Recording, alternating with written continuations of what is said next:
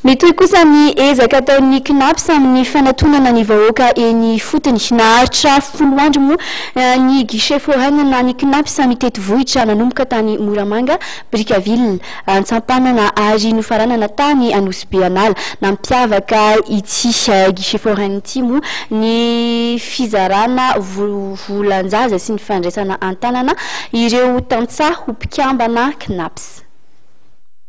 Anjato mahery ireo mpampianatra flamma iantoan'ny fanjakana nahazo tombontsoa tamin'ny CNAPS mitety vohitra teto Antsampanana. Tanjony tahiry-pirenena amin'izao guichet foraine izao fanomezana fehina ara-tsosialy tsy miangatra ho an'ny rehetra. Ny tanjona ao anatin'ny guichet foraine moa zany dia fanatonana ny mpanjifa, fanazavana ny hoe inona moa zany atao hoe CNAPS zany.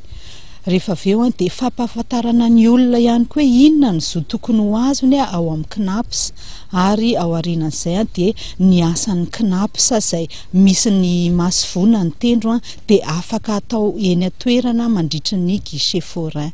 Isan'izany ny tantsaha teto Antsampanana. Ny tegna mahaliana anazy zany dia mba misy fagnampiana amin'ny tantsaha satria izay olona niasa tamin'ny orinasa teo zany dia nalana ny asa nefa tokony hoe mba mahazo fisotroan-dronono. Ankoatra ny fikarakarana tota-taratasy eo dia betsaka ireo nahazo volan-jaza nandritra ny guichet foraine teto Anosy Anala. Ny zavatra nisongadina tamin'ity zany dia fifandrisian-javatra satria tafaraka tamin'ny mpanao guichet foraine teto Anosy Anala ny fitondrana ireo volan-jazan'ireo mpampianatra frame neuf subventionné ary ny hafalian'zareo zany dia hitany rahantsika nahita teo moa fa tena ohatrany hoe tanteraka le tenin'ny CNAPS hoe manakaiky azy dia faly be izy ireo.